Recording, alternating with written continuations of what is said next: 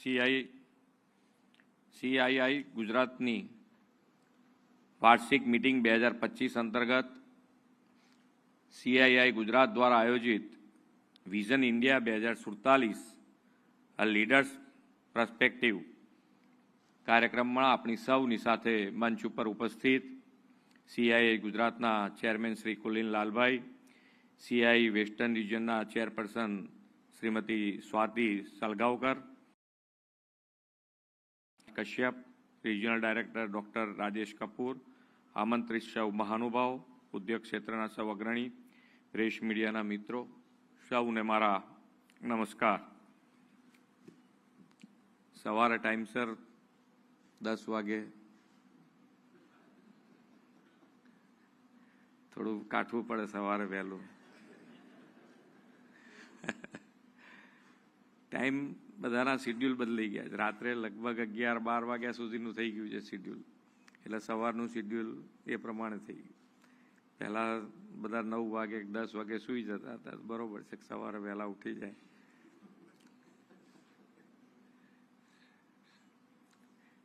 પહેલાં આપણી સંસ્કૃતિમાં સવારની જ અગત્યતા બતાવી છે અને સાયન્ટિફિક પણ છે કે ભાઈ આપણે અત્યારે આને ગાંઠતા નથી સાયન્ટિફિકને, એ જુદી વસ્તુ છે.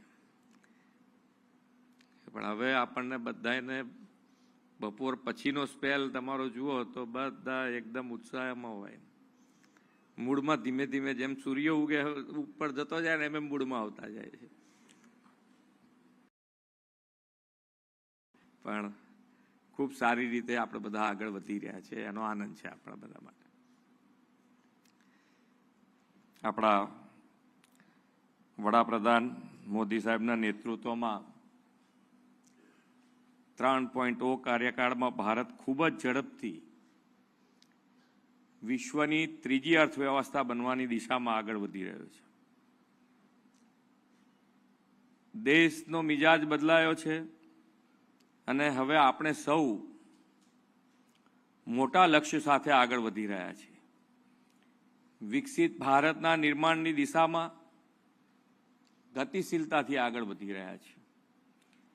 વડાપ્રધાન શ્રી 21મી સદીના આ સમયના ભારતના સમયને અત્યારે યહી સમય હૈ, સહી સમય હૈ, આ વાક્ય દર વખતે બધા માટે એક પ્રેરણા આપતું વાક્ય છે કે ભાઈ આ સમયનો જેટલો આપણે બધા ભેગા થઈને એનો ઉપયોગ કરીએ તો જે આપણા બધાને વર્ષોથી જોતા આવ્યા છે આપણે બધાએ, કારણ કે આપણને બધાને વતન પ્રેમ તો હોય જ કે આપણો દેશ કેમ આગળ ના વધે, આપણું રાજ્ય કેમ આગળ ના વધે. એનો માટેનો આ સમય છે કે ભાઈ આપણે બધા જો સાથે મળીને આગળ વધીશું તો જે આપણે વર્ષોથી જોતા આવ્યા છે કે ભાઈ આ બીજા બધા દેશોની જે વાહવાઈ થાય છે તો આપણા દેશની ક્યારે થશે. તો આપણા દેશની અત્યારે ગૌરવપૂર્ણ, હવે એનો લાભ બધા આપણે ભેગા થઈને ઉઠાવીએ ને એમાં સૌથી બિઝનેસમેન અને બિઝનેસમેનના મગજમાં ઉતરી જાય કે ભાઈ આપણે આનો લાભ વ્યવસ્થિત રીતે ઉઠાવવો છે. તો આપણે બધાએ એની અંદર સરકાર અને સરકાર તરીકેની અમારી ભૂમિકામાં અમે હંમેશા તમારા કોઈ પણ પ્રોબ્લેમ હોય એને જેટલા બને એટલા ઝડપથી સોર્ટ આઉટ કરવા માટેની અમારી તૈયારી છે.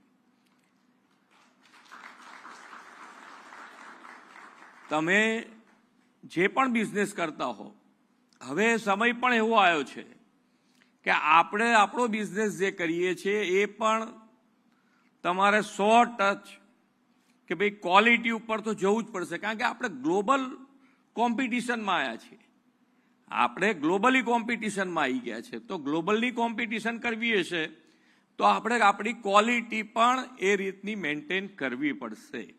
અને એના માટે આપણે બધાએ અત્યારે ક્વોલિટીની સાથે, હમણાં હું એક MSME સાથે બેઠા હતા તો મેં કીધું હવે આપણે નથી પેકિંગ જોતા હોઈએ જ ઘણી વખત, તો પેકિંગ હાથમાં આવે તો જ આપણને અંદરની પ્રોડક્ટ તો પછી જોઈએ, પણ પેકિંગ હાથમાં આવીને આપણે ખુશ થઈ જતા હોઈએ છીએ કે સારું કહેવું પડે. એટલે અંદરની પ્રોડક્ટ એમને તમને સારી લાગે પેકિંગ જોવાથી. એટલે MSMEમાં પણ મેં કીધું છે કે ભાઈ તમે તમારું પેકિંગ પણ એવી રીતનું બનાવો કે લોકોના હાથમાં આવતા જ એક વખત તો એને ગમવું જ જોઈએ કે ના ભાઈ કહેવું પડે. તો એ પેકિંગમાં પણ સરકાર તમારી સાથે ઊભી રહેવા તૈયાર છે કે ભાઈ આપણે તમારે પેકિંગ કેવું જોઈએ છે. કદાચ નવું પેકિંગ બનાવવામાં તમને ખર્ચો વધારે પડે તો થોડો સમય સરકાર તમારા સપોર્ટમાં ઊભા રહે, પણ તમે એની પર પછી બધાને તો કિંમત બધાને મળવાની છે, વધુ કિંમત મળવાની છે, બધું થશે, પણ શરૂઆત કરતી વખતે ક્યાંક તકલીફ પડે તો એના માટે પણ સરકારની તૈયારી હોય છે કે ભાઈ તમારી સાથે અમે ઊભા છીએ.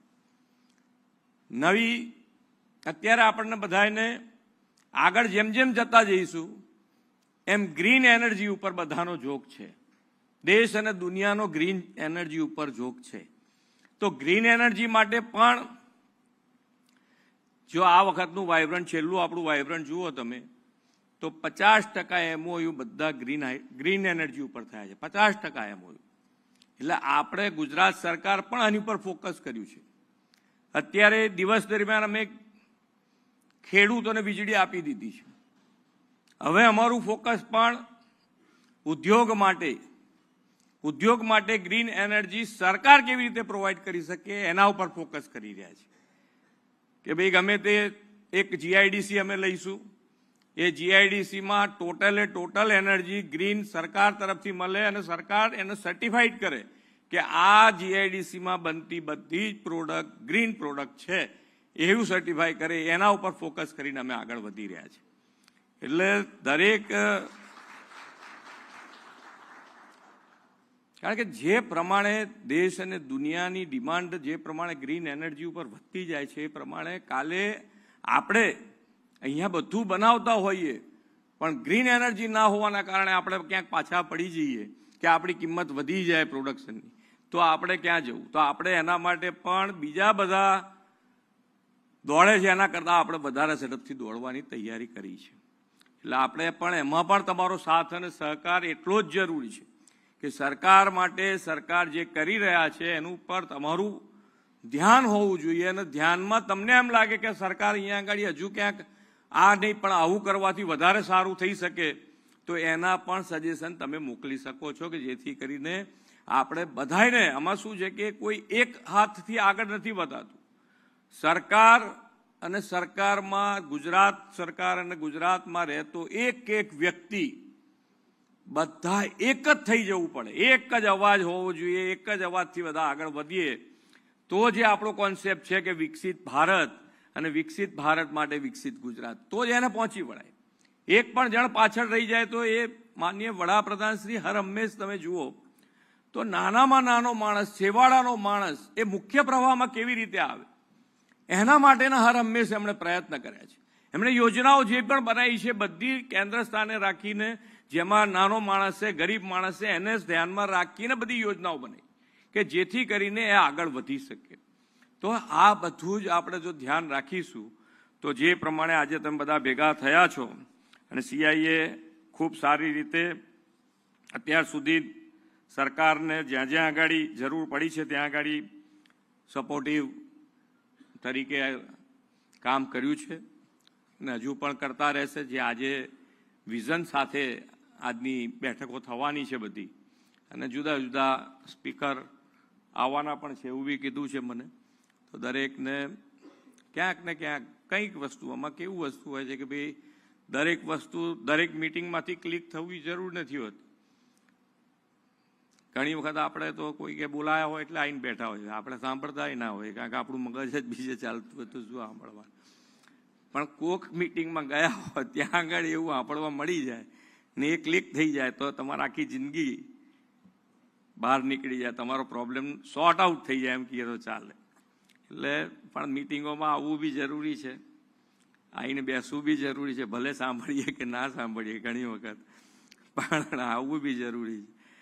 તો જ ને સમૂહ હંમેશા સમૂહ આપણને ઘણી વખત સમૂહ ગમતો જ નથી હોતો. મુદ્દો આપણા માટે ક્યાં છે કે હું જ કહું છું એ જ તમે સાંભળો ને એ જ તમે આગળ લઈ જાય એવું ના હોય.